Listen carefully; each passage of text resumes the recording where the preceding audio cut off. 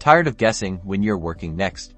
Let's ditch the scheduling chaos and unlock the secrets to easily finding your Workday schedule. First, fire up your web browser and head to your company's Workday Login page.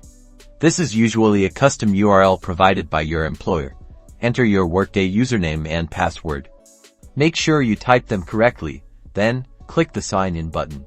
Once you're logged in, look for the search bar at the top of your Workday homepage. It's usually prominently displayed. Type schedule into the search bar. As you type, Workday will likely suggest related options. From the search results drop-down, select either My Schedule or Simply Schedule.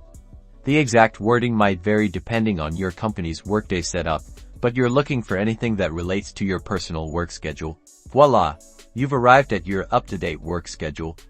You can usually view it by day, week, or month. Take a look at your upcoming shifts, any scheduled time off, and other relevant details. Use the navigation arrows, calendar icons, or drop-down menus to move between different weeks or months to plan ahead.